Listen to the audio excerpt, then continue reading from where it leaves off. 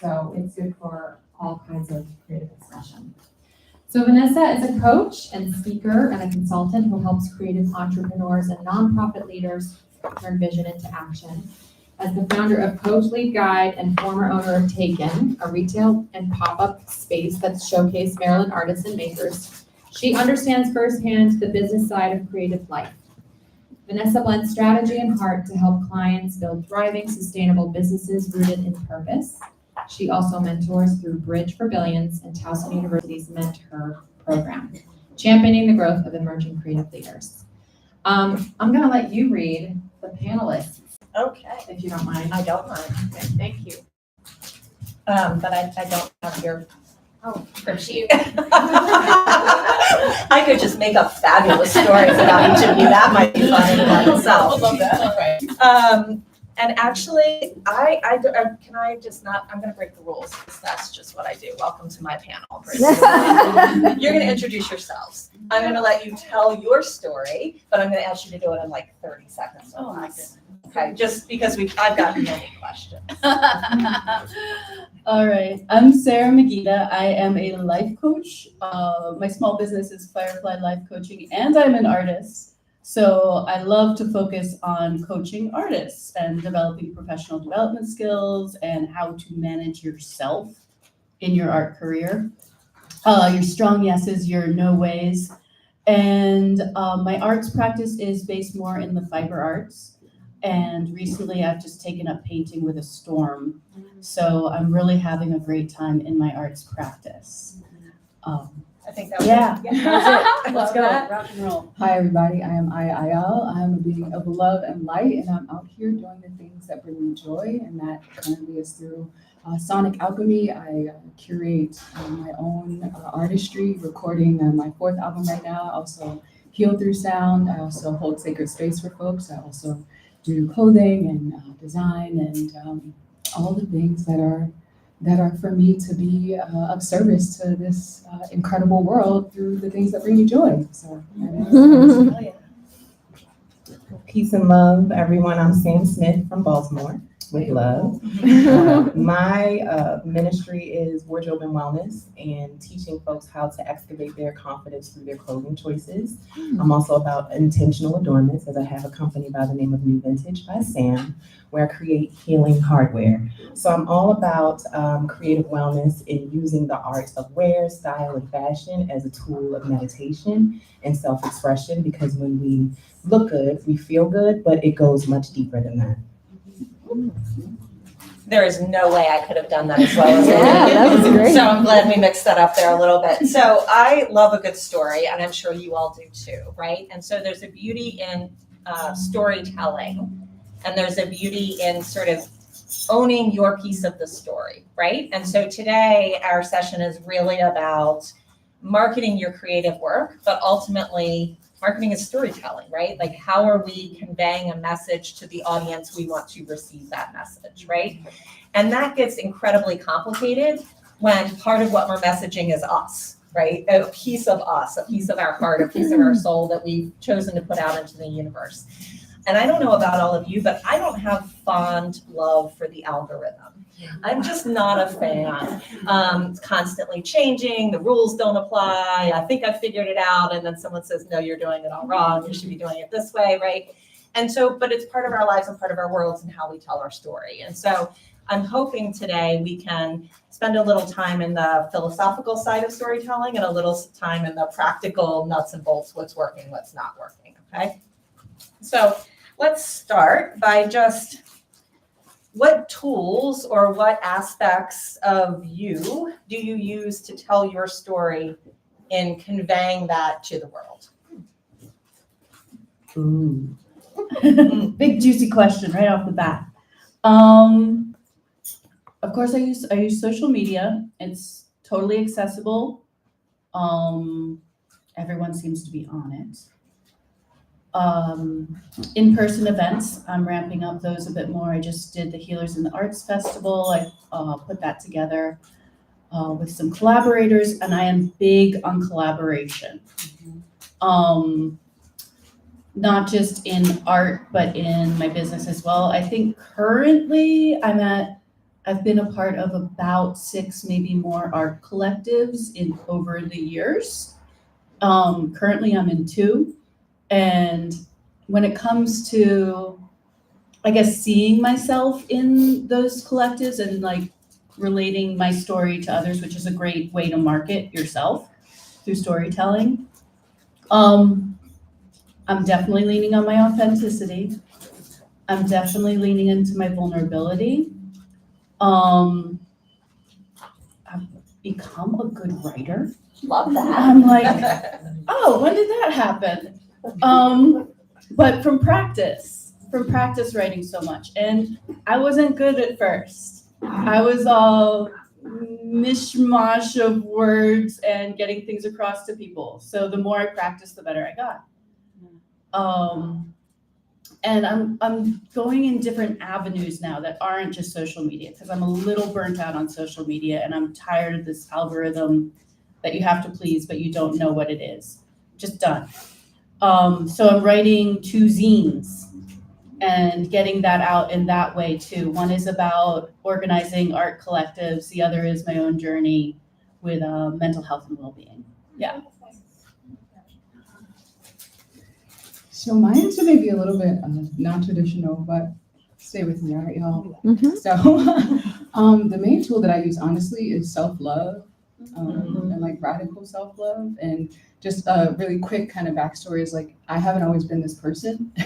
And it has changed my life loving myself, because it allows for me to see that like everybody is worth knowing, like everybody who you're in space with, you're in space with them for a reason. And the more I am grounded and safe in my body, the more I am open to just building relationships and like, hey, like, oh my gosh, who are you? How are you? How's your heart? And that leads to so much. Like, I personally cannot chase the algorithms and the strategies and the things that are happening. My nervous system is not built for it personally. And there are some people who are. And I have come to realize that my magic is in my truth. And this is the way that I can truly connect with people. And in person, you never know who you're going to meet. You could be at a coffee shop. You could be sitting at a bus stop because you're chilling, waiting for whatever. And you could be next to someone who could change your life, or you could be someone who changes someone else's life. So the way in which I share myself with the world, the way in which I come out and express is through self-love and in everything. So if I don't have it to show up on social media, I don't show up on social media. If I don't have it to leave my house, I don't leave my house, because I want to be able to show up in a way that I know that I am adding joy, adding life, adding beautiful life force into the spaces in which I come into, if I can. And that allows for me to open up so much more opportunities than I would be able to with a nervous system that is on high alert from trying to do all the things that people say you're supposed to do. And now my center is gone, and I'm now just hoping for someone to tell me I'm okay, hoping for someone to tell me I'm enough, because I have it, centered in it. So I kind of flow through all of the avenues of social media and live events and connecting with friends and family and collectives, but from a place of self-love, so that I can offer from a place of openness and generosity and not so much from a place of lack. Beautiful. In case you don't know, this is my cousin, okay? We share similar philosophies and just a culture of just making sure that we ourselves are okay, because even on the plane, they tell you to put your mask on before you worry about anyone else. Yet in the real world, sometimes that can be more of a compromise, So I would like to, yes, affirm that I too also ensure that I am grounded. I do not create when the energy is not there. I also use social media more like a digital diary, and I've developed my own rhythm and cadence and consistency that does not match with everyone saying you should post every day. And that's fine, because I too subscribe to the unconventional means of being. I think that's necessary. We're all snowflakes. So finding my own rhythm looks like Mondays, Wednesdays, and Fridays for me. In addition to that, the content that I share is really from a space of vulnerability. I am actively showing you my lived lessons in real time through my art. So that looks like if I'm wearing someone else's stuff, beliefs, I am actively telling you that through the screen and hoping that you connect with ways that you can take off those layers of expectations and things from other people. So I just have learned to make sure that I honor myself, ground myself first before creating, and of course, just developing my own sense of rhythm and consistency, and that has allowed me to be sustainable in this social media space. So I'm going to ask you to hold the mic because Okay. I'm going to follow that up because it's a good, you made a beautiful segue for me. Thank you. So you've all spoken about authenticity in different ways, right? And sort of that connection with self, and then making sure that that self is in a grounded, positive place before we're then mirroring or showcasing or sharing with the world, right? But we also, as creators and creatives and business owners, need to, unless you guys have some secret sauce you're going to share with me, need to still pay the bills, right? Like there's still bills that have to be paid. There's still responsibilities that have to be met. So how do you balance that authentic voice with the reality of still having to get people to engage in a way that then supports your business's needs? Well, I would like to say that being a creative for me doesn't necessarily look like seeing things in a linear fashion. So I'm really big on collaboration as well. So I'm also about nurturing relationships and connecting dots in a way that allows me to see where I can offer value to other spaces and projects. And that has really proven successful for me because we all have our area of genius, right? We all have our ways that we show up in the world and we be.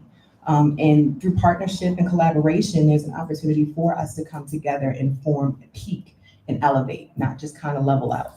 So it has definitely looked like taking moments to see who's in my universe, in my space, in my creative communities, and where we can align and kind of stack the deck so that we can gain more visibility, whether that looks like a collaborative post on social media, maybe that looks like a collaborative project where we're sharing our artistry to the world. But I think for sure community has been a big element into continuing to like close the gap on any areas and not feeling like I need to always be social media heavy.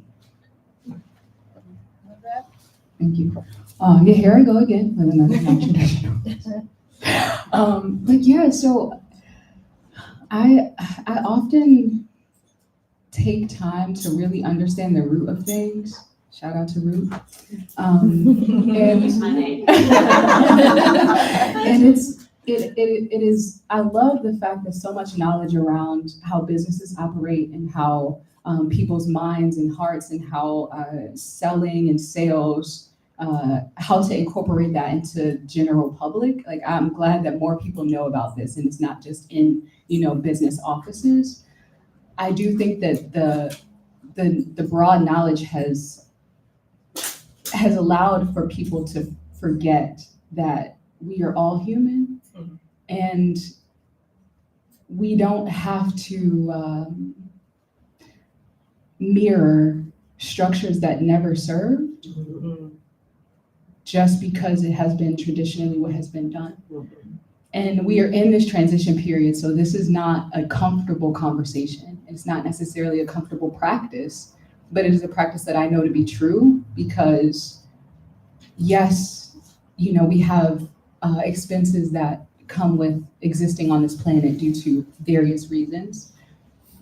But I invite everyone to think outside of that and to say, okay, what are ways that I could honor myself and trust in the knowing that if I am creating from a place of truth and wholeness and oneness with my source, whatever that be, that there's something here, there's something already brewing for me. There's already things in place to support me in this. And if I can hold onto it enough, if I can build enough community around me to uphold me, even if that is tapping into, cross industry things that allow for more wholeness in your entire life, that allow for you to pour into your creativity and into your beingness without it being pressure to support you in a space in which isn't built for you to support you.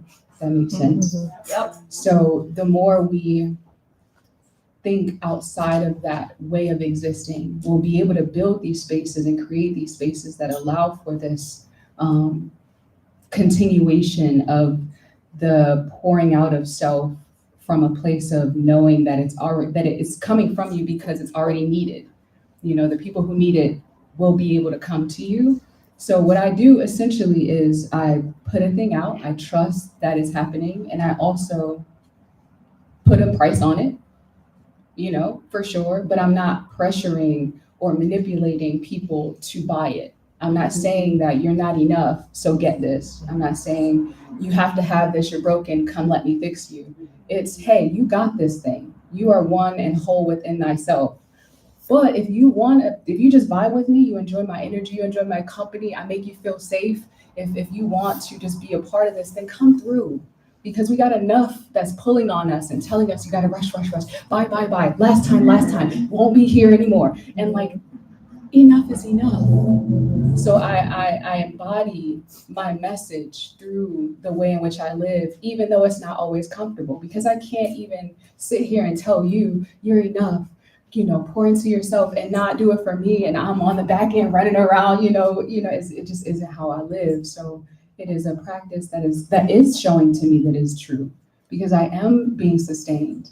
My wife is also a creative who is being sustained, but it is a shift in the way in which we are thinking about it, because I know that the way in which businesses have traditionally run isn't the way in which I want to run my business, and it's not the way in which I want to live. I don't want to have to beat my brain. I'm sacred. I want to be here and I want to enjoy life, and I want you to too. So let me go through this process of seeing and showing that it is possible and building spaces in which it is possible for you to do it as well. And then we can do it all together. Thank you both for that. So I wear two hats. I've got that life coaching hat and I've got my I am an artist hat. And they both kind of subsidize each other. But when it comes to actually working in those industries, I see a lot of scarcity mentality, a lot of buy this now, get your 50K months, blah. And I'm oh my God, that is the least sustainable and approachable, and that is so not, it's not me, it's not where I want to be, it's not the kind of people I want to attract, it's not, it's just not, I'm very, you want to live your own life, you want to create your own happiness, you want to have that guidance come from within and learn how to listen to it.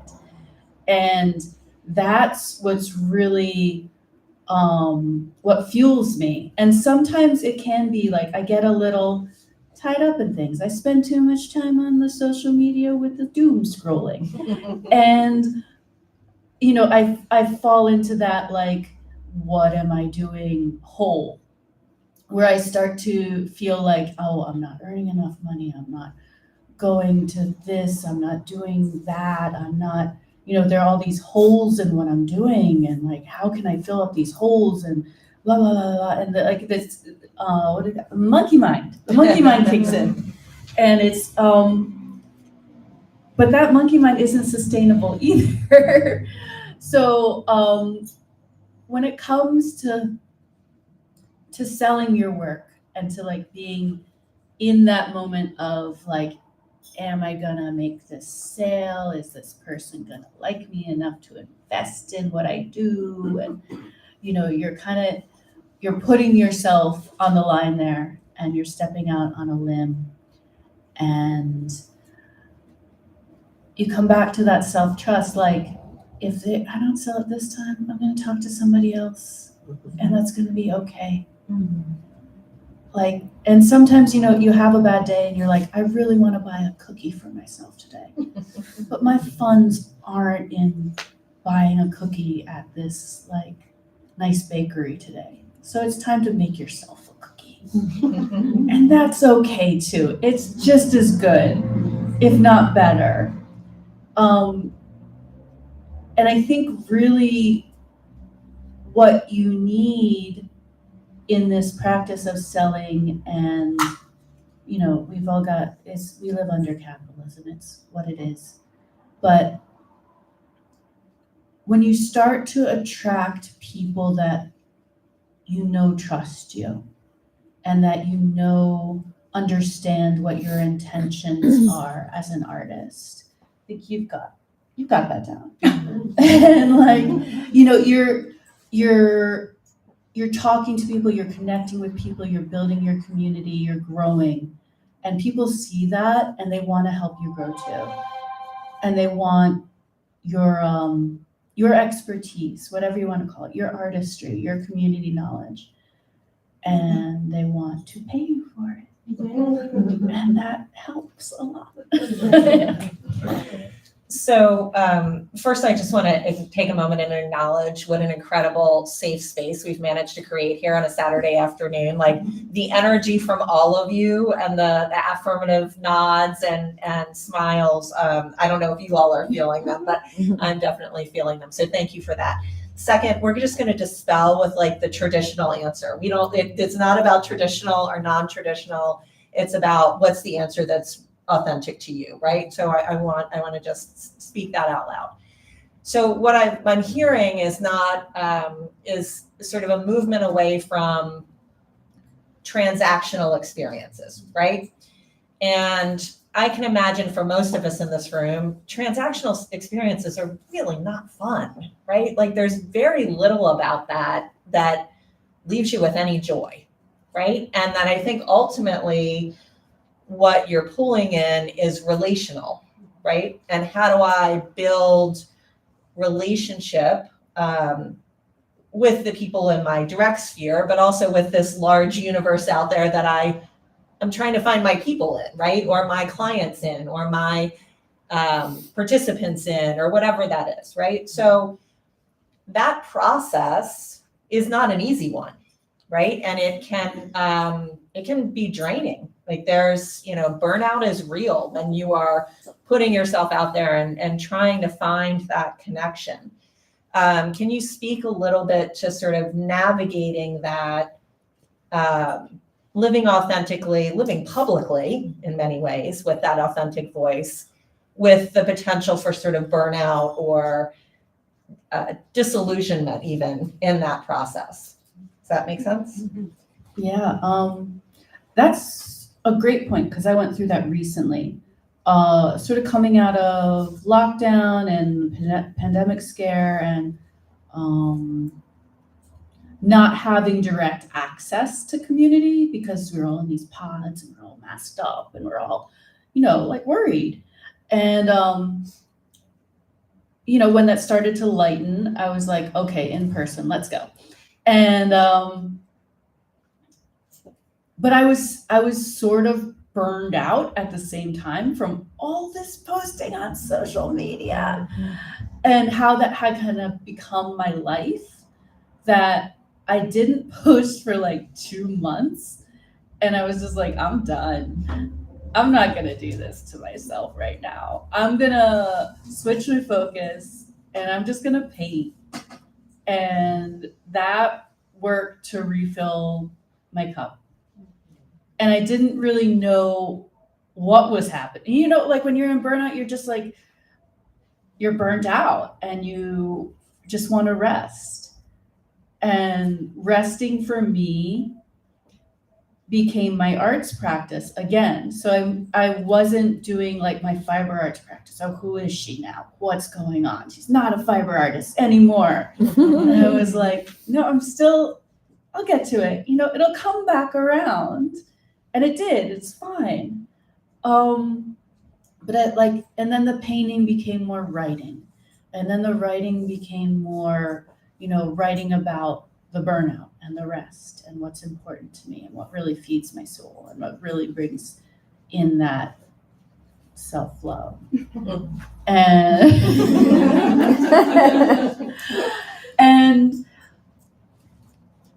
And like, then it was time to plant my garden. I grow a dye garden and like all these things that are great content too, that you can share. And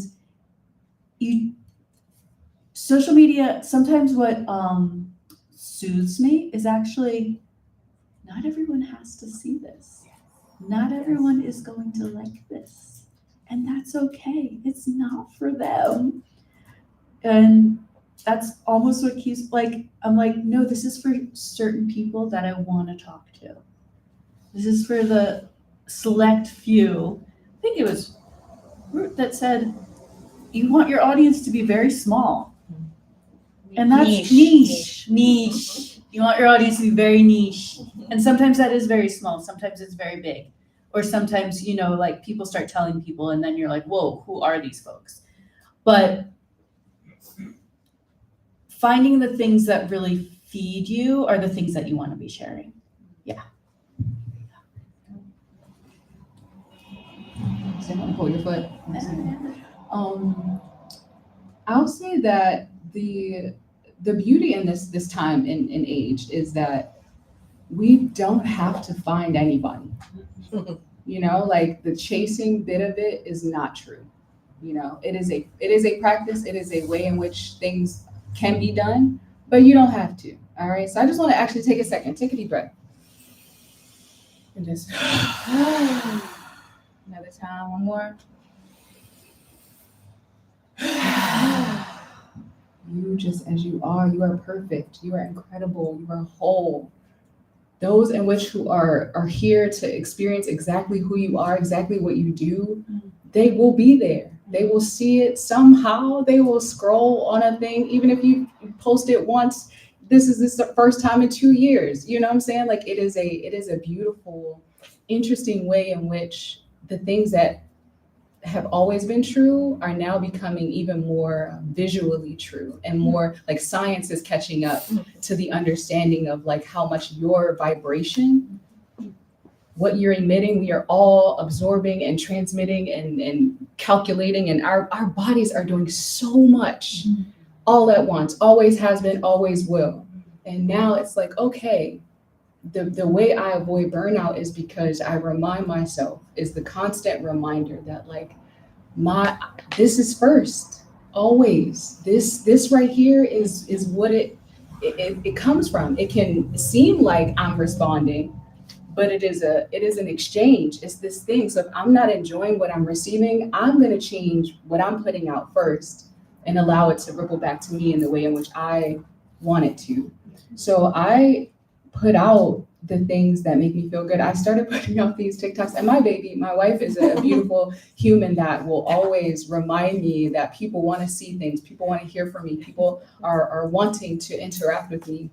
And it allows for me to practice what I know to be true about, okay, I know people want to hear from me and I want to speak and share with them. And I want to do it from a place that I can stand in integrity and in myself.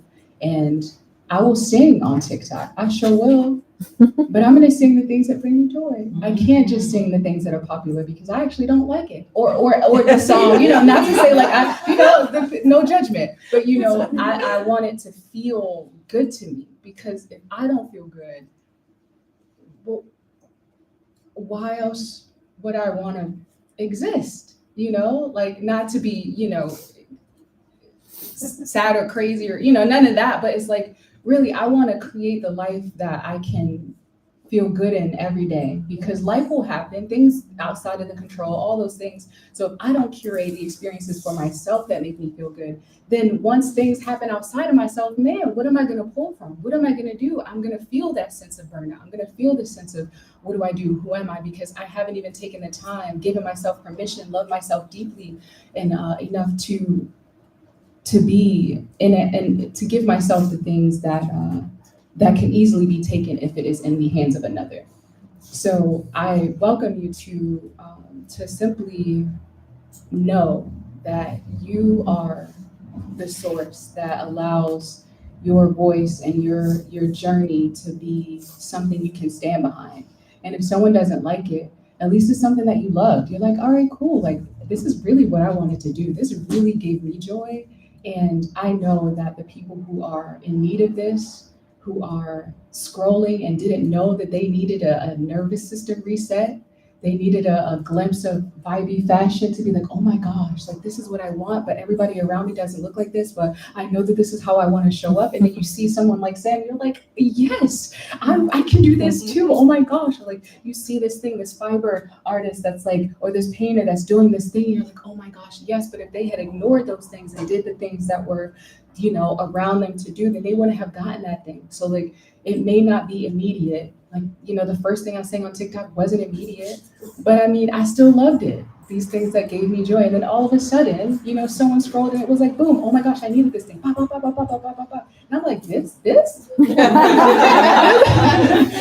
the thing this thing that I love to do, this thing that like reminds me of my childhood, that heals the inner child within me, that reminds myself that like, all right, I may be quirky and love Disney songs, but I mean, someone else does. So many other people do. So like, yeah, my thing would be to just remember that the search isn't a search. It is a knowing within yourself. So as often as you can bring yourself back to like, okay, today I'm calling in peace. Today I'm calling in joy. Today I'm walking in peace. Today I'm walking in joy. And I know that everyone that encounters me, I'm going to be a blessing to. I'm going to bring joy in this space, and the joy will come back to me. You will be surprised what comes around. And just continue it to be in that practice. And some days it won't be easy. Some days you won't do it. I mean, it just is what it is. But the more you kind of practice that bit, the easier it'll be to pull from when you're going into those spaces of feeling burnout, when you're going into those spaces of feeling like you have to search and have to convince people to buy this thing or do this thing. It's like, actually, no, wait, okay. I'm calling in the perfect person that this is perfect for. I didn't create it perfectly for someone. I don't know these people. I don't know them to create for them. I'm created from what my source is telling me people need. I don't know these people. So I'm trusting, and now I'm trusting that these people will be here. And it is a shift. So don't wake up tomorrow and be like, yep, this is gonna, but it is a progress. And the more you put it out there, the more it'll come back, and it's just a beautiful cyclical process. Beautiful. Okay, so let me make sure I ground myself in the question, because you said so many things and my brain was spinning over here. Okay. My brain's been spinning too, so now I'm literally like, what question did I ask them? Burnout, we're talking about burnout, yes. So I will say to sometimes the not so sunny side of the street, because I personally have to have moments when I am just by myself and to myself and not having to be on, or be light or uplifted. Sometimes I need a good cry. Sometimes I need to scream it out. Sometimes I need to yell a few expletives, just be without judgment. So my process of recovering from burnout looks like conserving my energy. I don't create in those spaces. I only create when I'm filled to the brim, when I'm inspired. But conservation of energy also requires for me a level of kind curiosity for myself, because I'm trying to understand, how do we get to this burnout space? You know what I mean? And I think for me, understanding is a huge part of just my practice, my process, because I don't like hitting my head on the same ceiling. And while I recognize that we are going to have these lived experiences, and each time you grow and evolve and mature, there may be a new box you find yourself in, just trying to push yourself through. But that curiosity that I take to myself is very important, because it helps me to gain a deeper understanding of where I am. In the season, in my creativity, and just who I am in my body.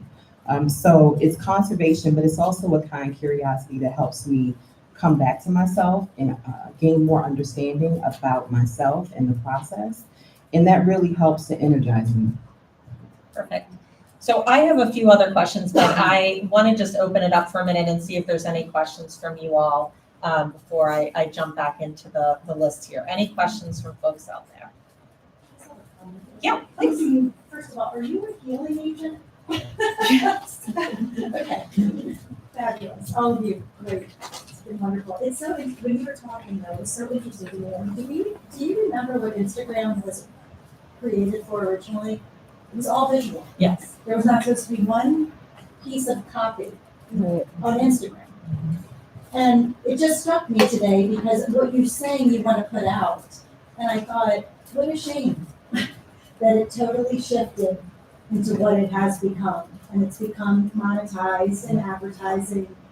And really what it could have been is an incredible space, strictly for creative visual and also like mentally helping you in your day-to-day. You're saying as you're scrolling and you see that piece, or you hear that piece, and it just a comment I made, it just struck me today how odd it is that that is what it originally was for, and it's a shame.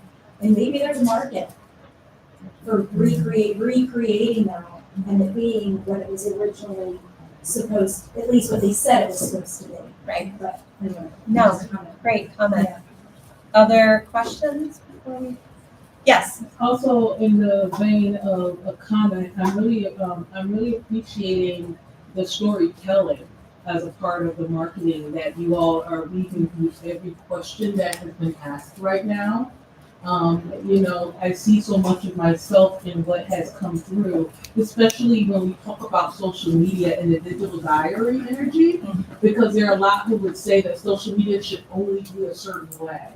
And you can know anything you want to know about I'm a social media page. But I really appreciate everything that's said, including the spaces, because I found that whenever I take breaks, it doesn't matter. They're waiting for me. They're checking in on me. They're sending me messages in my inbox. You're good. I'm great. Okay, good. And so I just really appreciate the authenticity vein. And what that says to us is we stay in creator space as opposed to, and how we're bringing a new light to business, a new energy to business. And it's a real challenge because it feels like the business world is all, it's the marketing and the money, because we all want to kind of need it. But I'm also recognizing, I don't know about you all, but I'm curious. How many times did you find yourself floating over those dry periods and here you are still abundant? Like we find, I feel like the dry periods that we know how abundant I actually am, how much I really do have. And therefore, then it became non-existent. It became like, I was never without, it became the understanding. So it feels like you guys have kind of mastered that in some way or another. Did anyone share about your mastery of understanding that you always have, even when you did not have as a part of your story in marketing? I think that's a great segment. I do want you to answer it.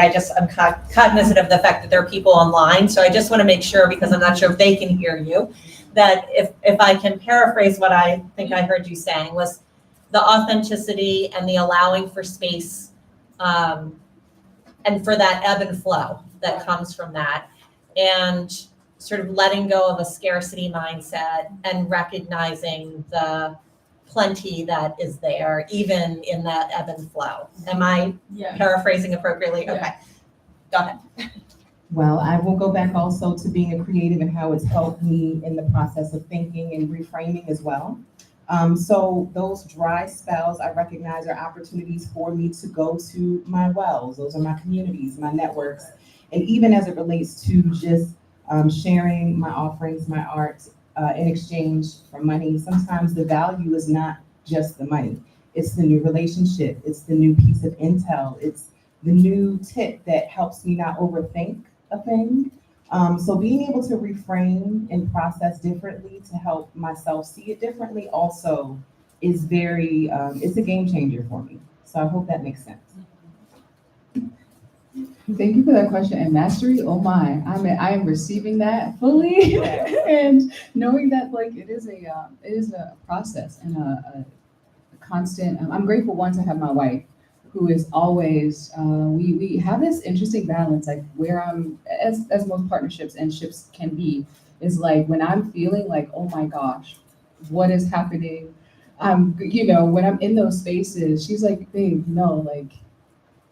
We're good. We got this. Like, this is it is a reminder that in those dry spells, it is a reminder that we are still alive.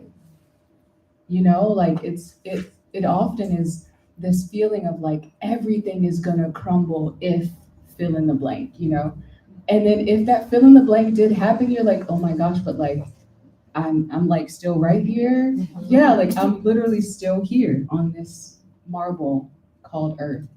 And it does require you or give you the invitation to tap into your community, to see what is around that you at one point didn't need, because you could do these other things, but now that you do need this thing, it is here. You do have these things in your home or in your community, or it reminds you of the importance of incorporating these things in your practice, even when the well is full. And my wife, we just talked about this the other day. It's like sometimes when we are in these spaces of dry spells or abundance, we have different behaviors. We have different things we reach for. We have different thoughts that come. But the beauty in integrating it all is that it allows for it not to feel so jolting. When you have abundance, doing free things, going to things that, are community based, like doing these things in between, so that regardless of if you're in an abundant well, or if you're in a bit of a dry spell, your choices, your thoughts, your behaviors, the things in which you do aren't so drastically different, where you are, effort is required to get you back to center. It's almost like, oh yeah, I still got I still do Tuesdays at the free yada yada over here. I still, do the dinners with the folks over here. It always is ever moving. So that is a practice that we're incorporating, is just including things often and always that are a part of various ways in which life comes to you, so that when you are in these different spaces in life, everything isn't changed. Everything doesn't need a readjustment. It's just these things, are going to have to wait. And these other things are still here that I love to do and have always been doing. So that's kind of a bit of what we do. Thank you for that question. Abundance. And abundance as a mindset, not as your bank account. No.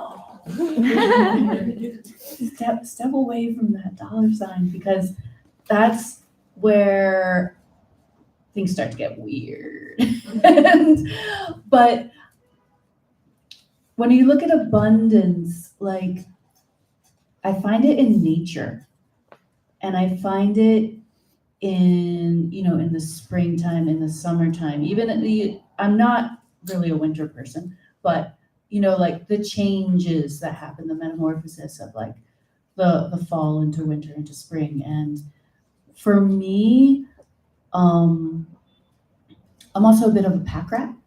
So I seem to always have the stuff to make the stuff with. I'm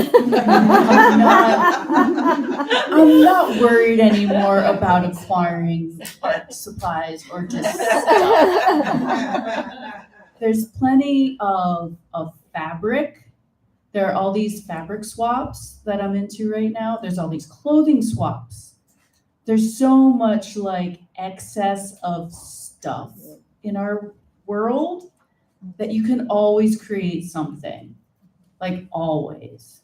So if I'm having a dry spell where I'm just feeling all that lack and all that, like, or not being seen, or stuff like that happens when you're making things, physical art pieces, or when you make things happen, community gatherings or music events or styling folks. There's so much around you, and what I like to do is I make a list of all the things that I've done, and then it's all the things I could do with that experience. I'm big into writing, and it grounds me a lot in what I do have and what I have accomplished and what I can accomplish in my future. And knowing that those accomplishments that haven't happened yet are coming.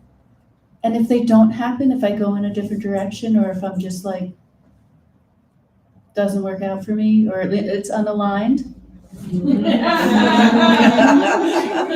or you lose interest in some things, you're just like, I don't really want to do that anymore, then you can always move through to something else. And it's hard to tell yourself that in the moment, but also community of friends that always go through the same things. It's the human experience. It's okay. Yeah. So I'll just give a shout out to the incredible resources we have here. Like you mentioned, the Walters and the BMA you know, I love to just, I'm a museum kid. So I would, you know, go to the museum and just being in that big quiet space and looking at art that somebody else created, even if it's art I've seen 100 times, there'll be a day I walk into the gallery and I'm like, I never thought about it like that. Never looked at it that way, right? Our library system is amazing, right? I have had so many fantastic book discussions with total strangers just at the public library, right? So, you know, finding that abundance in community and finding that abundance in the way that we have it here. I want to segue two sort of separate questions, so I'm hoping we have time to get to both of them. So we've spent a lot of time talking about social media, but that is not the only way that we tell our stories, right? So for, you know, centuries, folks have verbally told stories, right? There's an oral tradition of telling and talking about ourselves, but we also write. Some people always kept diaries or online blogs. Some folks are photojournalists. You know, like there's been so many sort of vehicles or methods to communicate about yourself or about your work or about your interests. So I just want to give space if there are other methods that you are using to share your story, share your work, share your experiences.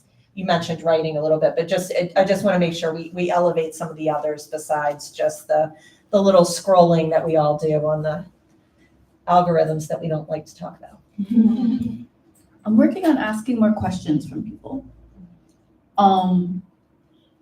Especially like just in my day-to-day, and like when I go out even to the coffee shop, like I'll be like, I just like asking more questions.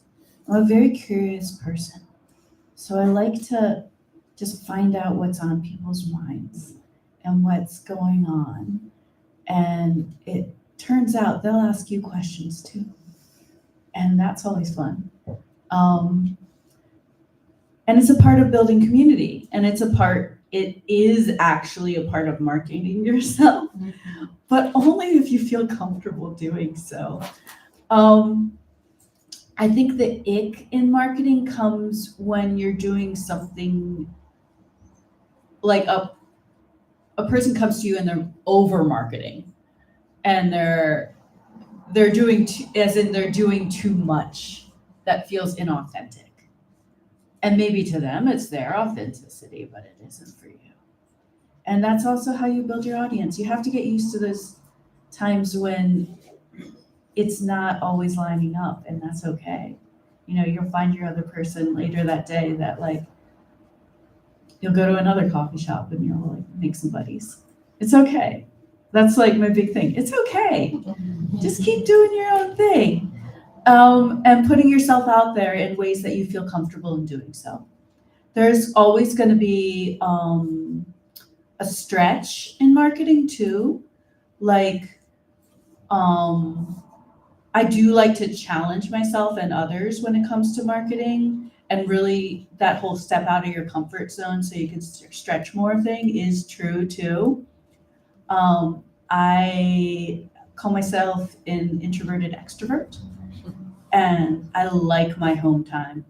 I like it. I have my studio at home. My husband works from home. All my records are at home. You know, like home is great. It is a lovely sanctuary to be in. And it's not just a sanctuary. It is like, that's my house. But when you step out into the world and you don't have, you know, that comfort zone maybe, or you want to create that comfort zone, and tell people what you do so that you can, you know, generate everything that you want out of your life. I don't think social media is always the answer, but you know, just talking with people, chatting with people, coffee shops with people, book clubs with people, little events, poetry readings, all that. Red Emma's, love that place. That's what I do. Yeah. Do you want to go next? I feel like you go for it. Okay. So I utilize my shows a lot. Like when I'm performing, the beauty in being the type of artist that I am is that I tell a lot of my story in my music, and that leads to beautiful segues into sharing deeper into, why I wrote it, or what the music was about. And honestly, I love my concerts because I love talking to the people who come to them. Like, it is something so beautiful about being in space with people who want to be there. Whatever that is, like, it's so great to have people be able to express how it impacted them and how it resonated with them and their stories and what they've lived through. And it allows this like beautiful kind of like connection of like, yeah, shared human experience of like the life experience, all those things. So I definitely lean fully into when I'm performing. I'm like talking. I love it. It is my safe space. I love doing that. My wife is a great cinematographer, photographer, and the way in which she captures the essence and the spirit and the soul of a person really just blows my mind. And I see her work all the time, y'all. So I am blessed to have such a beautiful visual storyteller that is a part of my life, because she's able to capture my essence in a way that asks the question for more of like, what's even happening here? Who is this person? What were you feeling in this thing? Like it begs for more connection. So I utilize visual storytelling, also launching a podcast so that we can dig deeper into not just my viewpoints, but my friends and my family. Like when we come together, when we host stuff, when people come to our door, it is always like from the door, it's always these beautiful, impactful, like bits of like, no, we need to be recording this. And I know I'm not the only one. Like when you get with your people, you're like, no, more people need to hear this. More people need to know this. So utilizing those opportunities of like connecting with our friends and family in space of like breaking bread and capturing that and allowing for more people to hear those things. So not just necessarily for marketing, but for that connection and those relationship buildings, because yeah, I can market to you and you can see this thing or experience this thing, but I want you to know that I'm here on this planet just like you are. And that as long as I'm here on this planet, you're safe on this planet too when you're with me or around me. When we're together, like I rock with you and we're here. And that means something to me. And I believe that is like the biggest thing that I lean into as far as how I share my story. Like I share my story and just my energy. It just is a part of who I am. So it doesn't feel like I have to say too much. But if someone asks, I'm happy to express and share anything that may be of service or help to anyone, because that's what we're here for, So I lean into all of the areas, but definitely at my concerts, I'm like all for it. That was very beautiful. So the term marketing in itself just kind of gives me the willies sometimes, but I recognize that outwardly that's what it is to, the world of business, capitalism, and so forth. But I just consider it sharing, and just even creating spaces for more dialogue to happen as it relates to the messages that we're sharing out into the world. I think is super important, because I realize that not everybody is on the internet. And we haven't met all the people that are going to love us, who are going to support us. And to think that linear kind of mindset just on the internet is how we need to share, to me is like very limiting. And I'm a person who lives outside of the box. So my ways of just engagement and just continuing to just kind of bring folks into the fold of my creative universe looks like creating those conversations and doing skill shares. Because I operate in the fashion space, which can sometimes have a little bit of an energy to it, I really try to just double down on the authenticity piece, because I don't want to tell people to buy more stuff. It's really about developing a culture of being kind to yourself with clothing and just taking a look at how you get dressed, and the practice of acquiring clothing and releasing clothing is really a sustainable practice and something that honors who you are, where you are, and all of that good stuff. So even creating conversations around those pieces is very interesting. I appreciate seeing those aha moments for folks, because this is almost like a poetic delivery as I'm talking about wearing your wellness. I hosted a workshop by the name of Undressing Your Limitations. And just even people, women specifically, coming into the space like, oh my gosh, why am I not wearing stripes? And it's just like, who told you you couldn't wear stripes? So just even sharing my approach to life. Like I said, my approach is always more or less from a digital diary, because there's no sense in me keeping these cliff notes to myself. I feel like it's important for me to share it. I'm not afraid of looking crazy or weird or whatever. I'm like, who cares, you know? I think that's all a part of the beauty of just being a creative. It's just sometimes just not having it all figured out, not all of the answers, and still being open and vulnerable enough to just share your experience and story. And I realize that when we do that, we are a beacon for other folks to find themselves. So I am very adamant on creating spaces that are safe for folks to do some creative exploration, because everybody may not feel comfortable going to therapy or doing the things to kind of get reconnected with self, but it may just be stringing up some beads on a bracelet and learning about harmony and courage through the stone amethyst that really helps you to kind of like something clicks in your brain. So I'm really big on creating those environments, but it also is something that helps to feed my bigger picture and message and artistry. So the workshops are somewhat of a pipeline, but it feels so much better than just that marketing vibe of like, come. It's just like, no, let me share this with you. And my hope is that it connects with you and then you take this in your own world and shine bright like the diamond you are. So. Love that. Did you have a question? Yeah, do we have time for questions? We do, and then I have just a We do closing. have time, actually, I just heard that our final panelist is running late, so. Oh, fantastic, because I have so many questions still. Are you guys good if we keep going? Okay, I don't, because I also want to be respectful. If you want to stand up, stretch, whatever. We can Question. go a little stretch break after this question. Okay, so one of the themes that I'm noticing with all three of you is this idea of self-confidence and self-love, like you were talking about.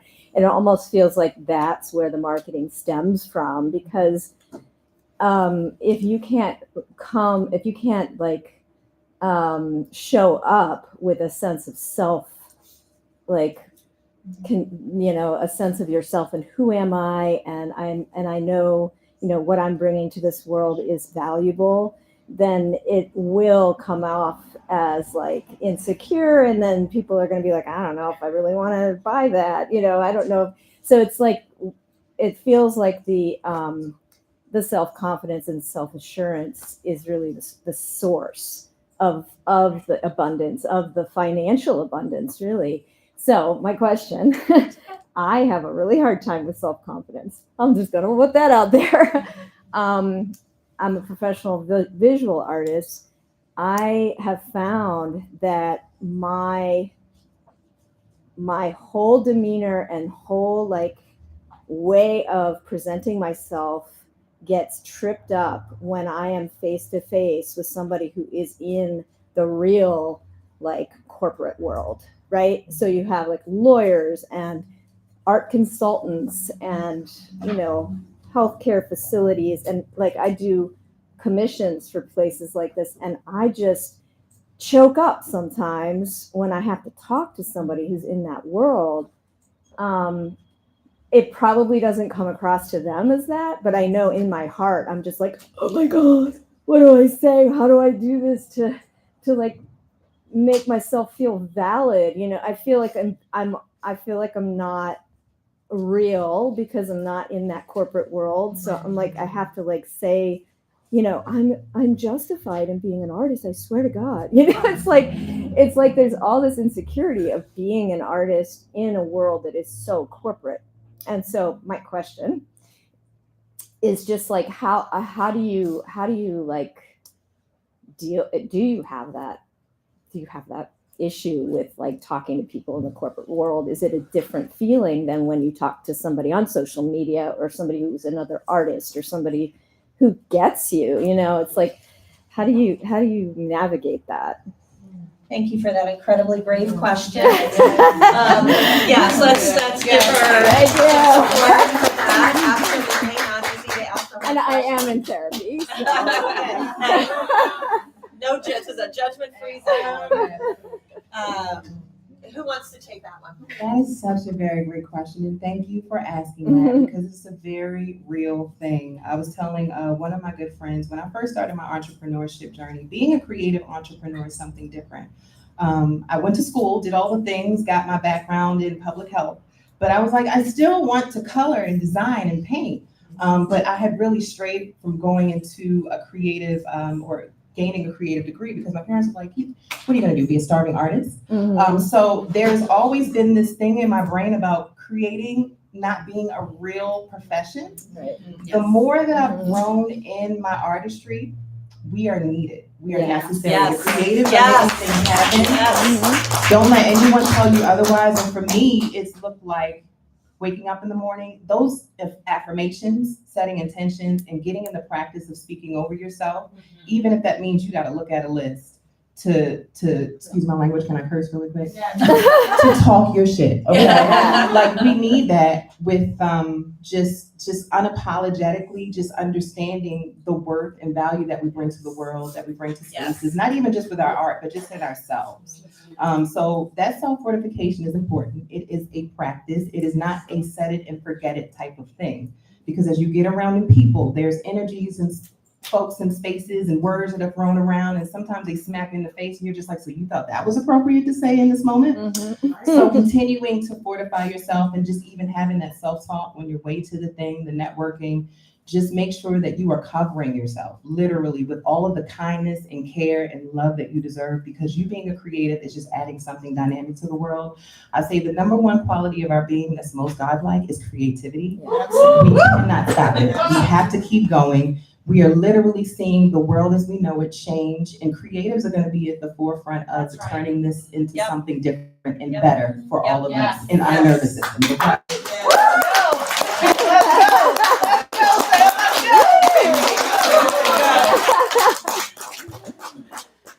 Yes, that, I mean, literally. and- Can we just say yes? Is that like? Okay, we're just gonna say yes, because I want to give everybody a stretch break, and that was, I don't think any of us could possibly, I'm gonna say one. oh, go ahead, yes. You're actually at a huge advantage. Mm. You're at a huge advantage because you have the opportunity to educate them Mhm. on what you do Mhm. as an artist, as a creative. You're not a dummy. Mhm. These people that are, like they're more professional and they're more put together and they use certain language and, we're like, what are you talking? This is different worlds. You're at a place where you can educate them about, and that's your strength really, is like, no, like Sam said, know your shit and like express that you do. And maybe that's where your confidence is wavering some, but like you are being tapped on by these people for a reason. Yes. Okay. Mhm. They're seeing something that you're doing. I don't know your work, but they're seeing something that you're doing that they're like, oh, we want them. Like you're at an advantage here. Okay. Thank you. All right, so how many people at some point in their life ever heard the you don't want to be a starving artist, musician, dancer, blah, blah, blah, blah, okay? All right, can we just collectively throw that out? Can we just like rid that from our collective broken record that we play in our heads and just enjoy this space, safe space, enjoy the community that is being built here, own your shit, and just, let's enjoy the rest of the evening together. Thank you so much. Yeah.